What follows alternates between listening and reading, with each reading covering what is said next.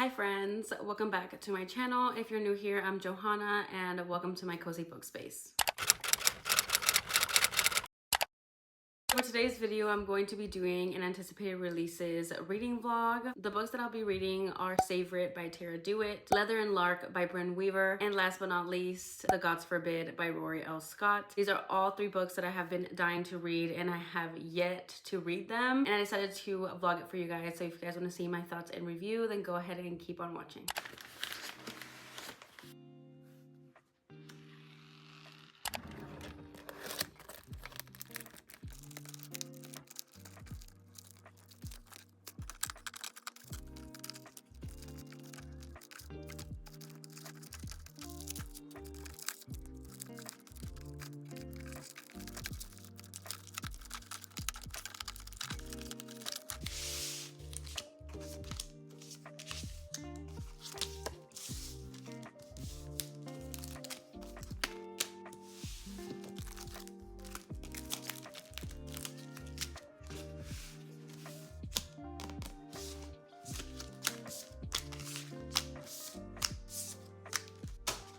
I'm here to talk to you guys about Save It by Tara Dewitt. How stunning is this cover? Every time I look at it, I'm just like, wow, she did that. And then the matching tabs that I found, they literally match perfectly. They match so perfectly that I feel that I'm doing this book literally a disservice because I'm not reading this book physically. I'm reading it as a ebook. I'm reading it as the ARC ebook that I got like literally forever ago. See, I'm annotating the ebook, but to like transfer the annotations, I can't do that because the way that the pages are set up in the ARC copy isn't the same as if you were reading this book like as a Kindle, as an ebook read, if that makes sense. And this book is not on Kindle Unlimited. So I'm annotating it, but to find like the actual pages for my annotations is like so difficult. Like it took me forever just to find this one that I literally only tabbed once, and I'm already 35% of the way into this book. Really want to sit down and like physically read it because I really want to tab with these cute ass tabs and like actually annotate this book because I'm loving it so far. Let me give you a brief synopsis. So we have our main heroine, Sage. We have our hero, what's his name again? Bro, I know this, Fisher. Sage is part of this small town. She's really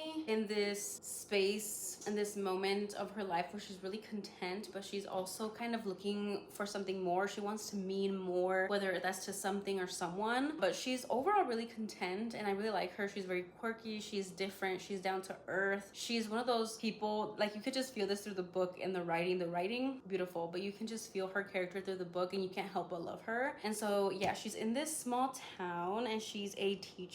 Then we have Fisher, who is going to this small town that Sage lives in for the summer because Fisher has been going through the ringer. He is not doing good in his job. He is a chef. He got a bad review, reacted badly. His sister passed away, so trigger warnings for grief. Tara Dewitt does a really good job of giving you the trigger warnings at the beginning of this book. He has to take care of his 15-year-old niece. We also have kind of like a single parent, single guardian situation here. So they go to this small town for the summer because Fisher got the opportunity to set up this new restaurant that's opening up in this small town. He's gonna have the opportunity to create the menu. Right away, their first meeting is so funny. I really liked their first meeting. I will say that there are a couple characters that I don't like. Ian, ex-boyfriend of Sage. I also hate the fact that he's a cop as well because exes that are cops, I just feel like they have this entitlement to them, which Ian definitely has. That whole relationship did cause Sage a little bit of trauma, but she's in a really good place right now. Like she's glad that they aren't together anymore. And then we have met other characters like Sage's best friend Ren and Sage's older brothers, which Ren is actually used to be in a relationship with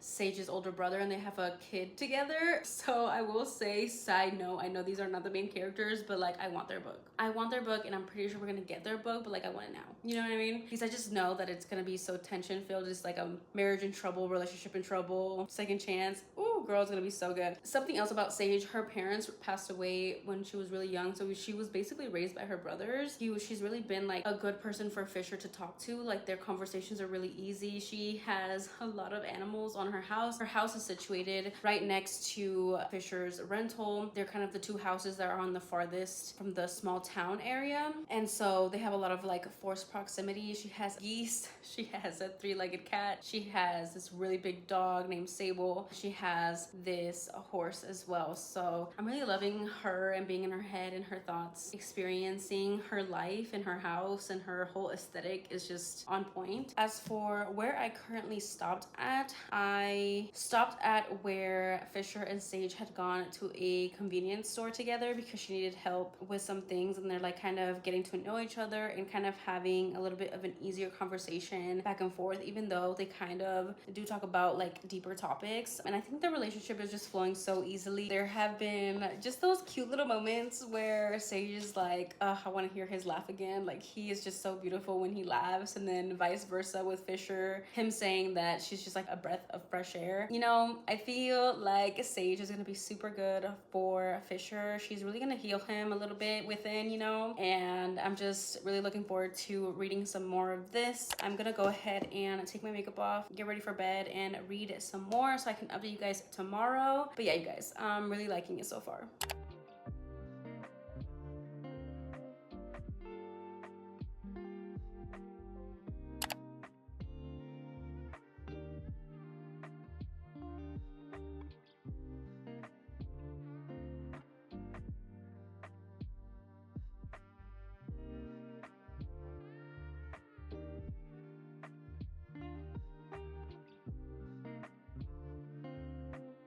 Hi guys, so I'm here to do a little bit of an update. I'm about like 65% of the way into Savor It. I wanted to talk about how I did not know this was gonna happen, but probably could have known, was easy to find out if I would have read the back of the book. But they do have this kind of like fake dating situation kind of going on for the small town. They're kind of just helping each other out. So they're fake dating for Fisher to get a little bit more of an approval in the town so he can get this restaurant up and running. And then we have Fisher helping out Sage with the small town competition that they have every year, and she needed a partner. It has like a trivia section, a canoe section, like rowing race or whatever, and like this other section, I think like cooking a meal or something. And so that's how they're kind of helping each other out. And all I will say is that I'm really enjoying it. I just find myself smiling in a lot of parts of this book. The tension and the chemistry between these two is just so good.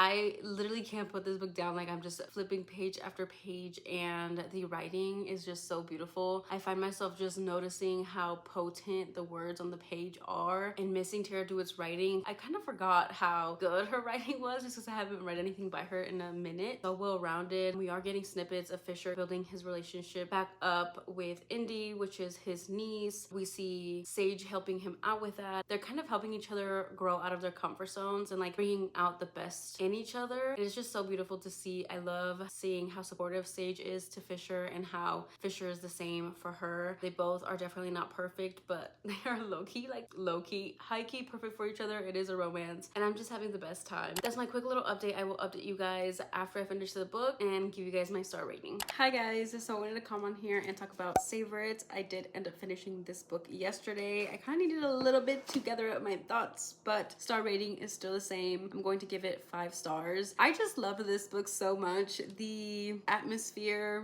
the small town, Fisher and Sage, they are just the cutest thing ever. After I last updated you guys, I was telling you guys about the writing and some of the scenes that had happened. There was just so many other scenes in there that I just fell in love with. The ending, listen, I wouldn't necessarily call it a third act breakup, but obviously there is a conflict towards the end there because Fisher is only there for the summer. I mean, it's literally on the cover, says summer won't last forever. It was just so heartbreaking.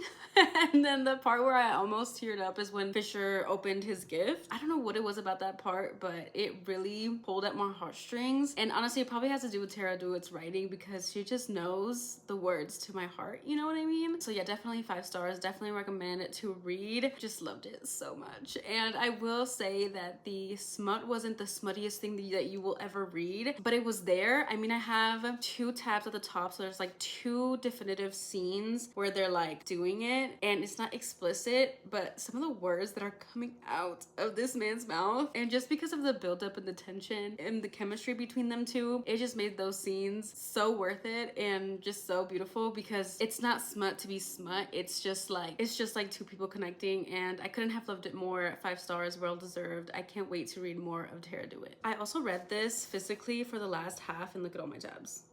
I'm gonna need to go back and read like the first 20% again so I can like tab what I annotated on my ebook. But anyways, besides the point, I thought I was going to be picking up Leather and Lark by Bryn Weaver after this book, but I ended up going to bed last night and I wanted to read an ebook, and I realized that the gods forbid I am going to be reading as an ebook, so this is what I started last night. Don't even know. I think I'm like 17, 20% maybe. I think I'm almost at the 20% mark. I'm only on chapter like 7. So I do have a few thoughts, so I will tell you guys and after you guys hear. This one, I knew what it was about going in. I knew that it was going to be about Sebastian, and I knew that it was going to be like a redemption arc, and I knew that the relationship was going to be Percy, Sebastian, and Percy is the sister of the hero from the last book. So I knew that whole dynamic going in, but I didn't realize how quick it would jump in the book. Like right when we start reading, it starts like this. Like we don't get any like build up towards Percy doing this, like it's not therapy. So Sebastian is in this, what is it called? Wow, I'm so not prepared. This like god prison, and Percy is the one who runs it, and this is like kind of like the middle ground that Persephone and Adrian came to, especially with what Sebastian had done in the previous book, that he will basically get therapy and kind of try and make him be a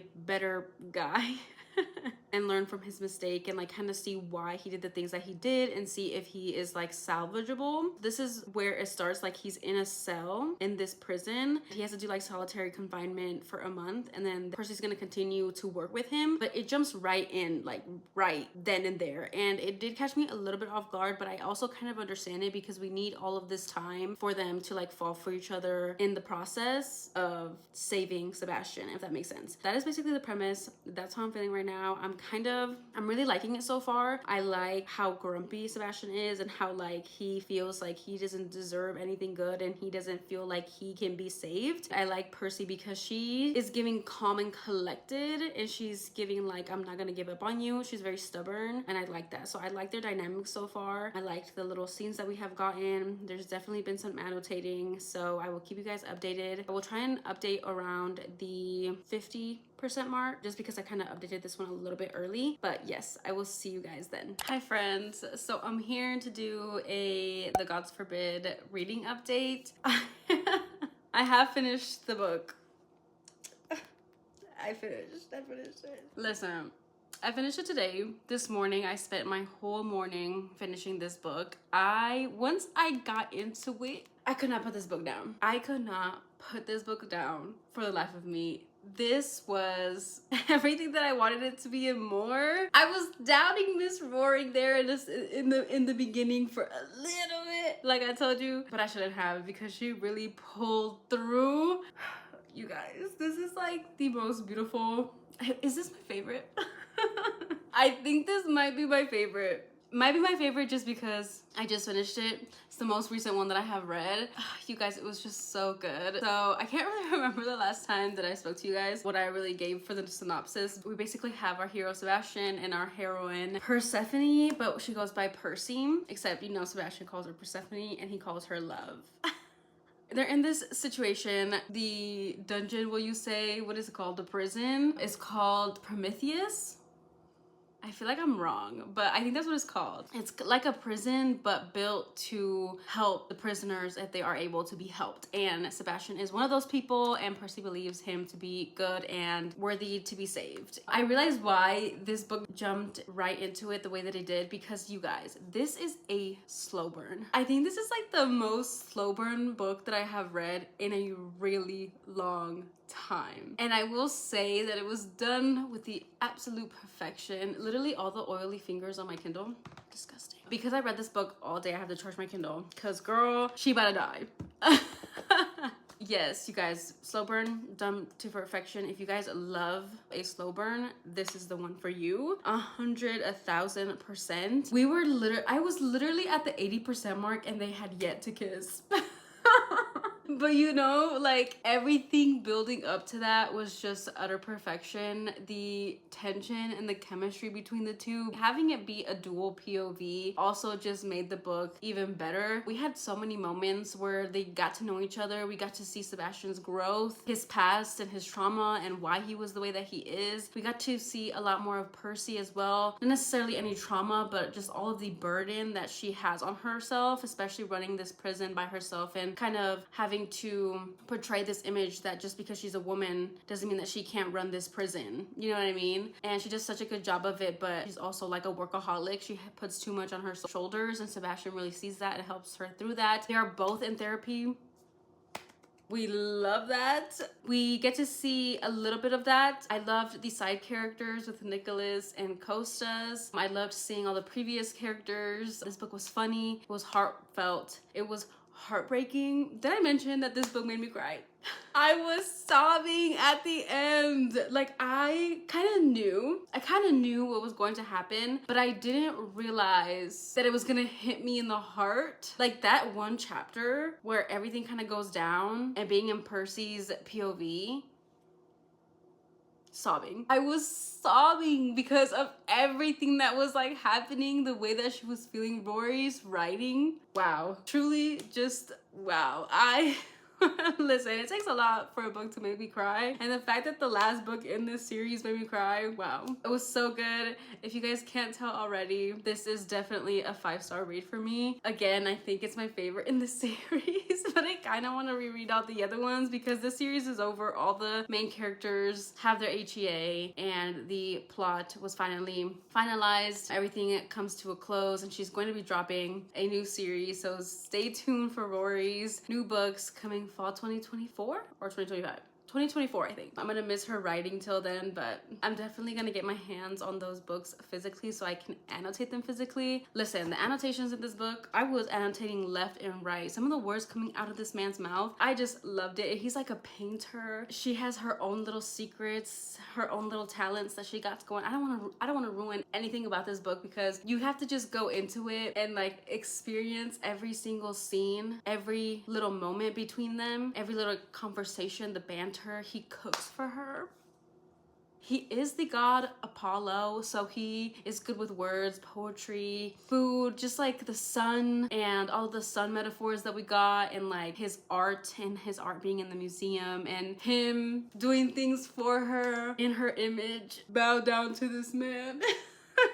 They were just perfect for each other. This was one of the most beautiful redemption stories that I have read in a long time. Honestly, I can't even tell you the last redemption story that I read. So I loved it so much, you guys. I definitely recommend. I want you guys to read this so bad, but like you have to read the entire series because the plot kind of interconnects and the plot kind of ends in the third book. And then Sebastian's story is because of that third book. So like, I feel like you have to read every book from the beginning, but they're all so good and it's worth it, you guys. It's so worth it.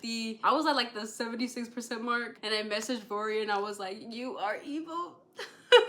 I was like, I am in agony because they had yet kissed. And I was like, I was literally couldn't take it anymore. I couldn't take it anymore. And she was just like evil laughing at me and I was like, and then I binged the rest.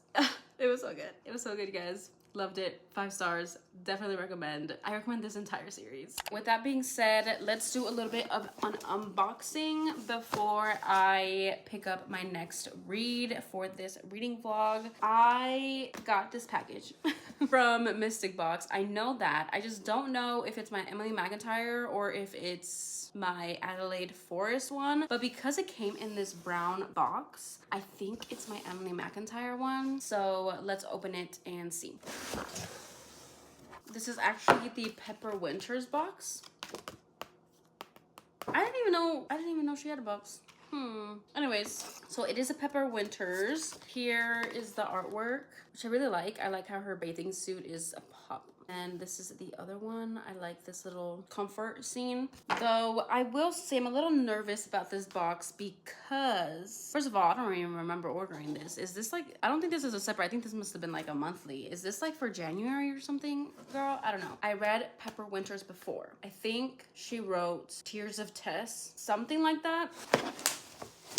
I read that, which is like a human trafficking romance, dark romance, dark romance, obviously. I liked it. I think I gave it like 3 stars maybe, but I never continued. I think there's like another book in there and there's like another one coming out. I have no idea, girl. I love that they come in these little dust jackets. I don't even know if this is book 1 or book 2, if it's a series, if it's 2 standalones. I don't know nothing. This is Luna Mare by Pepper Winters. I really don't remember.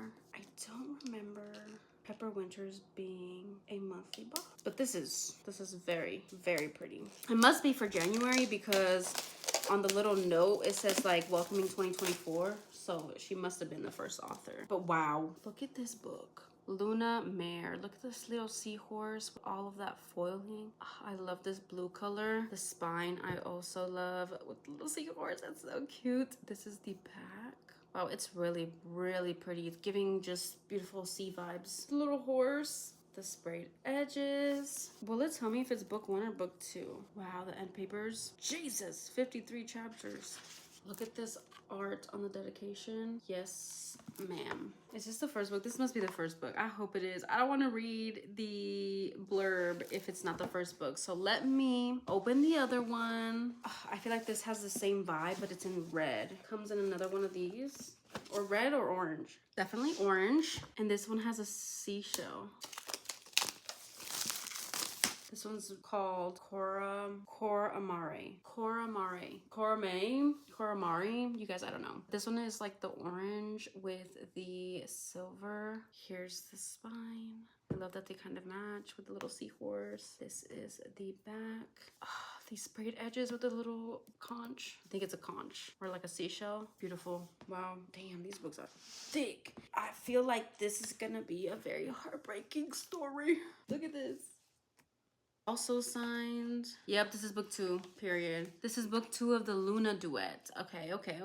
So yeah, I can read the blurb of this one. This is the first book. Let me read it to you guys because I have never heard of this duet. I'm not gonna lie to y'all. Okay, the blurb. You guys ready? Because I feel like this is gonna be a hard one. This is gonna be a heartbreaking one. I met her when I was 16. She saved my life, all while destroying it. Without her, I would have died that day. Her family took me in, they hid me, fed me, and did all they could to keep me safe. Her father's one and only rule was, don't ever touch my daughter. I managed to obey for 4 years. But then one night, everything changed and I broke my promise. I'm in love with her and she's in love with me, but I have secrets I haven't told her. Secrets about why I ran away from home, why I have to remain hidden, and why I'll die if I ever get sent back there. Being with her isn't just a risk to my heart, but to my very existence. I'm not allowed to love her. I'm not allowed to keep her, but I can't stop. I can't stop, and then it's too late. Bitch, what is he hiding? What is this? It says, a true coming-of-age story that spans a lifetime. Is it true that you pulled a lion from the ocean and fell in love with him? Aslan, the 16-year-old boy named after a lion. Nerida, the 12-year-old girl named after a sea nymph. Luna Mare is a tangled romance that fans of the Ribbon duet will love, combining the beautiful drama of Nicholas Sparks with the brutality of dark romance. Pepper Winters has created a tale of soulmates, secrets, cruelty, and heart-wrenching love. This little short story that has like the Aslan and Nerida, I think this is what she kind of got inspiration from. It's like a little short story. I would read it, but you guys, wow, this is beautiful. Oh, just kidding. Wow, I just be talking. I just be making stuff up. I guess this is like another, this is like the prologue. No, there's no way. Hold on. This is like a little, me confused. Okay, so I read you guys the blurb, but I think this is like another blurb because these are the characters' names. Aslan and Nerida. So I'm not gonna read that. I'm gonna go in blind. I know enough. But look at this chapter art. I realized that was her name because literally it says Nerida right there. I was like, oh. Wow. This is Aslan, the hero's character art. Wow. Then we have Coramare. This one is so pretty too, but let me show you guys. Is that back the same? No. Back looks like this. These are like one of the most beautiful books that Mystic has done. Like, not gonna lie. Like, maybe it's something with the sea and all these beautiful blue and orange tones. I don't know what it is, but it's stunning to say the least. This one has 53 chapters as well. This is like the dedication page. This is the chapter art for this one, for Nerida. This is Aslan's. Don't know how I feel about that. I don't like seeing his face. And then for the back of this one, looks like this. gorgeous. And then both of them together look like this. That is like so pretty. That's so pretty. That's my little Mystic Box unboxing. Very surprised indeed, because I was not expecting it to be Pepper Winters. Let's insert the B-roll of when I went to go get Leather and Lark, and then we'll come back and talk about it.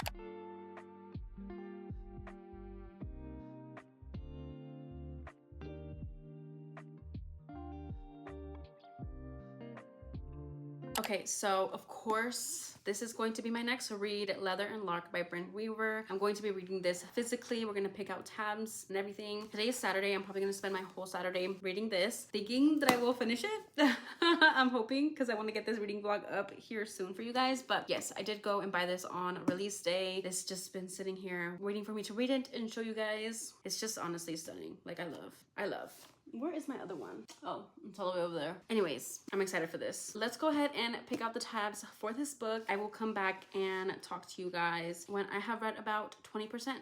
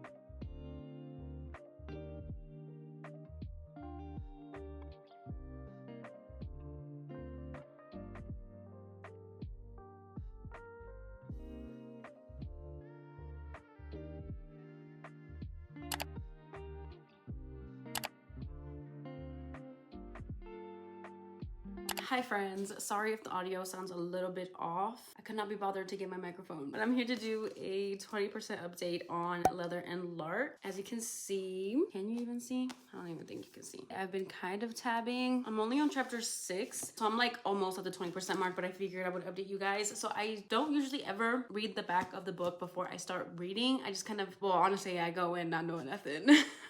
So far, what we know, obviously, this is about Lark. We meet her in the first book. She is Sloane's best friend, and we kind of get to see what had happened to her in book 1 because Sloane was a part of that. Like, Sloane kind of saved her from that. So we know her story, her background, but we find out a lot more about her in this book. So she apparently comes from a family that owns this business, but is also like kind of corrupted. Like, her family, her mom is her mom, but then her mom lost her husband, her dad, and then her mom remarried, so she has a stepdad. We also have Lark in the beginning. She is literally killing her ex-boyfriend because she found out that he cheated on her, and also because he ended up being a pedophile. But then we also get another scene where she kills somebody else and she calls her stepdad for help because her stepdad has connections. Her family, I'm guessing everyone knows that she's out here seeking vengeance, saving the world little by little. So that was interesting for me to find out. Also, her being from a family that is known in the dark world, if you will. So that was also interesting. We get to see her doing her thing. We get to see our hero Lachlan and our heroine Lark's first meeting, but they don't know who each other is because Lark is in like this Harley Quinn costume. It's like on Halloween night. And then Lachlan was the guy that was called over to help with this murder that Lark had done. And immediately, like, Lachlan has a chip on his shoulder. He's very much an asshole. He's very much a broody, grumpy, every word in the book. He thinks he knows who Lark is, as in like he thinks like she is a typical girl who doesn't actually care about the consequences of her action. Like, she's a little dummy dumb. Like, he literally doesn't think anything of her. And then because Lark knows this, she thinks that he's an absolute asshole. So that's their first interaction. They do not like each other. A little bit more on our hero, Lachlan. I think he's the oldest of the brothers, and he has been taking care of his brothers since a very young age. He does have trauma in his past. He went through a lot for his brothers, and then he kind of got mixed up with this other man who kind of gave them a better life, but for a cost. And so now he's in in this situation paying back this man, but he wants to retire, but he can't retire. You know what I mean? Like he has to keep doing this, or who knows what this man will do to him and his brothers. Like he knows too much. So he kind of is in this position and he's stuck and he can't get out of it. And then after the first night that Lachlan and Lark meet, Lark ends up escaping from Lachlan. And then because of Lark's family, Lachlan's boss gets like a bad review and loses business. And so that's like a fail on Lachlan's part. So he's been angry about that night ever since. And then we have fast forward a year later, they meet again when Sloane's boyfriend Rowan, Lachlan's brother, is opening up Butcher and Blackbird, which we get to see in the first book, obviously. But we get like the meeting in Lachlan's POV, and the minute he sees Lark, he's like, oh, she's beautiful. He can't keep his eyes off of her, and it's funny because he can't see. So if he's too far away from her, she's kind of blurry because he's not wearing his glasses, but he wears glasses, and he does have an accent. So I low-key wish that I would be listening to the audiobook. Should I buy the audiobook? I don't know. Maybe I will. Maybe I will to read this faster, maybe? I don't know. I have a couple credits. I'm so bad with credits. We'll see how much this audiobook is on Audible and if it's worth it. But anyways, side tangent. So yeah, they have like this instant like tension. There's a pull between them. Like they gravitate towards each other. Obviously, they don't recognize each other because Lachlan is not in a mask and Lark is not in her Harley Quinn costume. Lark goes to the balcony. They have a little moment on the balcony. It's so good. I will say that I really like Lark's personality and her attitude. She literally gives no fucks. She's bold, she's sassy, and she's just so badass. But yeah, they have this moment and like they kiss. But Lachlan says something and Lark picks up on it and they find out each other's identity. And it's literally from 0 to 100, I hate you. You know, like they were like lovey-dovey, instant hate, like ew, get out of my face type thing. Also, Lachlan is a total asshole, but like there's a line in here where he's like, I know I'm pissing her off and I don't know why, but I love pushing her buttons. And I was like, one of my favorite tropes. So I know I'm gonna eat this up. The part that I left off on is that Lark went over to her grandmother's house, and this is like after their balcony scene. This is a year later, so there are 2 time jumps so far. She finds out some information, which I'm guessing is gonna be the plot of this book. But because of this information, it was hinted at that she was going to marry Lachlan as of marriage of convenience. That was the impression that was given, and that was the impression that I got. So that's where I left off. I was kind of shook that it was gonna be the fake marriage trope, but obviously we needed a situation for them to be in forced proximity, because after that first night where they find out who each other are, they don't see each other because they hate each other. They don't like each other whatsoever. It makes sense that we had this little situation. Also, something else, I know I've been talking for like 10 minutes. I hate when I talk about a book for 10 minutes, especially on one clip, because editing. There is another POV in here, which is called The Phantom. And I did not know that we were gonna have another POV. It's this bad guy. And like we have his POV. I don't know how many more times we're gonna have his POV, but like with Lark's family's plot, I don't know how that's going to tie in with the Phantom plot. We'll see. It's giving mystery. You know, because I'm not really a mystery girly. The Phantom and that whole chapter kind of freaked me out a little bit. Not that it was anything like spooky, but I'm such a scaredy cat and like, it gives me anxiety. I'm enjoying it so far. I will see you guys later.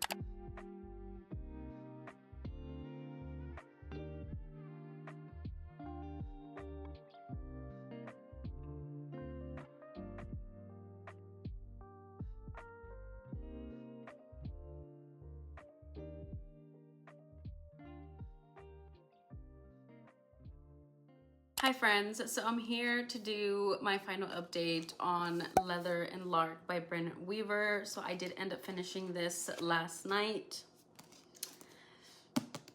You guys, I literally binged this. Once I, you know, found the time to actually sit down and read, I could not put this book down. I think the last time I updated you guys, it was at the 20% mark, so I gave you guys the basic synopsis. So I'll talk about the plot a little bit more here. The plot is not necessarily plotting.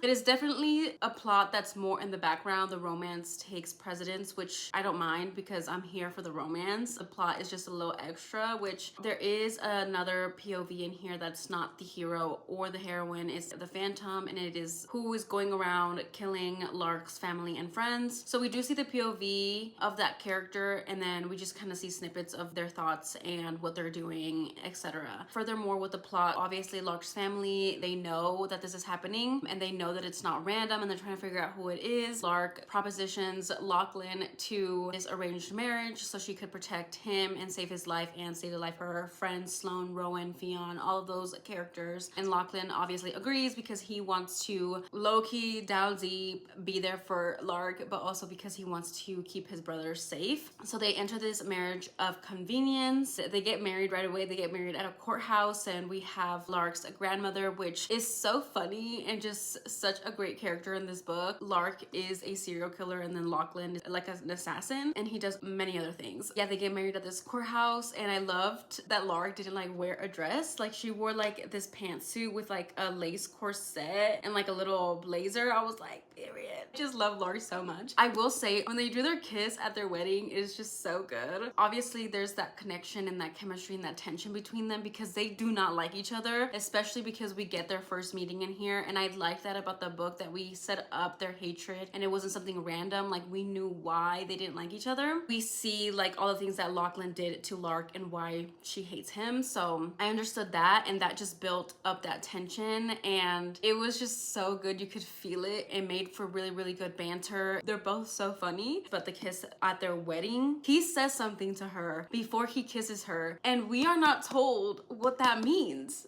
Like, and I tried to Google translate it and I could not find it. So if you've read this and you know that scene, like right before he kisses her, before they're husband and wife, and he says that thing that he says, please tell me what it means, because I could not find the translation and I want to know what he says. If you know what it translates to, let a girl know, because I want to know so bad. So yeah, they get married, and then he actually ends up moving in with her, obviously to keep up appearances and all of these things. And they do have separate rooms. So I loved that forced proximity aspect. It just kind of goes from there. We see Lachlan take this caring role with Lark. He clearly sees, he has this very analytical mind. He's very observant. I mean, it comes with his job, but when he puts all that focus and attention on Lark, he notices things about her. He notices that she's struggling, and Lark is the type of person who puts up this facade for everyone around her. Not necessarily a facade, she's not fake, but she doesn't want to burden the people that she loves with her problems, if you know what I mean. So is the best that she can be around her loved ones, and it's only Lachlan that sees her like deep down, that she's like exhausted and tired, and he sees the act that she puts on for the people that she loves, and he proceeds to do little things to take care of her.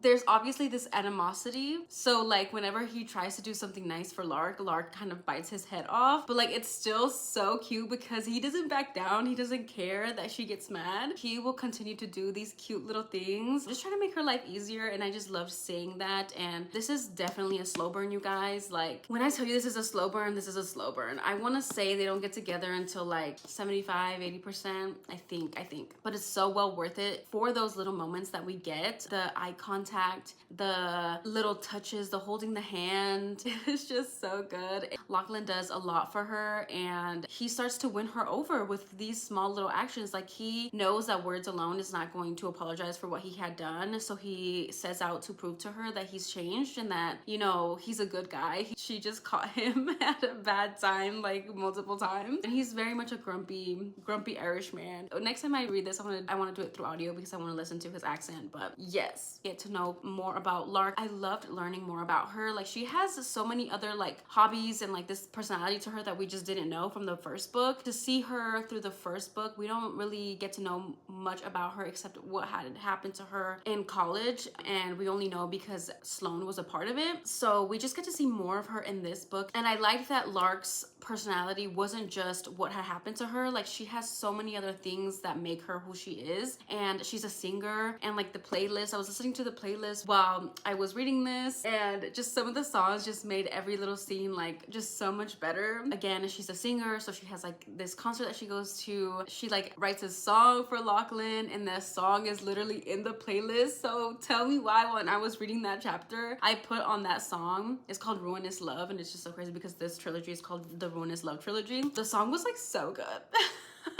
But I imagined it being Lark singing it to Lachlan, and like I would follow the lyrics that were in the book, and then like after each like chorus there would be like little snippets of Lachlan's thoughts because it was his POV, and it was just everything that I wanted and more. Like I couldn't stop cheesing, and like I was giggling, kicking my feet, like just so over the moon because it was just so good. And it was just that entire like build up for this moment, and then everything that happens after that. Ooh, child, is hot. Okay, Bryn Weaver knows spice. She knows spice. And then Lachlan is just a man. He is just the perfect man. He really is. I mean, he's not perfect, but you know, he's pretty close. I think their dynamic really just worked for both of them. You guys, I can't recommend this book enough. I've been talking for 10 minutes about this book, but it's just so good. I obviously had to give it 5 stars. I was thinking maybe a 4.5, but like now I'm sitting here trying to think like what was it about it that I didn't like? I can't think of a single thing. Sometimes I always feel like after I finish reading a book and I really love it, and it's from an author that I really love or that I've read before and loved other books, I immediately off the bat after I finish reading them, it's either like a 4 or 5 star. But like sometimes after a couple of days I will change my mind, update my Goodreads. So if you guys want to be like up to date on my ratings, no, for sure, matter of fact, my ratings for books, definitely check out on my Goodreads. It's always linked down below in the description box. But you guys, I don't think I'm going to be changing my rating for this book. It's definitely a 5 star. Like look at my tabs. I ran out of tabs. All the tabs that we picked out together, all used, okay? And then obviously the spicy scenes. There is a bonus chapter, and that bonus chapter is a spicy scene. And you know what? Period. I was here for it. Oh my God, when they're like in the alleyway before the concert and he says the thing that he says, you guys, it was so good. I will say, I do think that I love this one more than I love Butcher and Blackbird. I think I loved this one more because the first one was like a friends to lovers, and Sloane took so long to get with Rowan. But with this one, we just have the marriage of convenience. We have the forced proximity. We have dual POV. He is just a boy obsessed and being in his thoughts and seeing him love Lark. And you know what? Also, the plot towards the end was very entertaining. We get a POV of Rose, which I'm pretty sure is going to be her next book, but I'm also not sure because of the way that it ends. And I know Fionn is going to get his book, and I'm excited for that. I really am, because it's giving second chance. It's gonna break my heart. But yeah, 5 stars, you guys. I think I've said enough. I loved it so much. That is all for this reading vlog. If you guys made it to the end of this reading vlog, you're a real one, like for real. I feel like I've been filming this reading vlog for so long. Leave me down below a bird emoji, or maybe like a musical note or a knife, whatever gives you the vibe of Leather and Lark. Definitely leave the comment down below to let me know that you made it to the end of the video. Again, thank you guys so much for watching. Don't forget to like, comment, and subscribe, and I will see you guys in my next one. Bye, guys.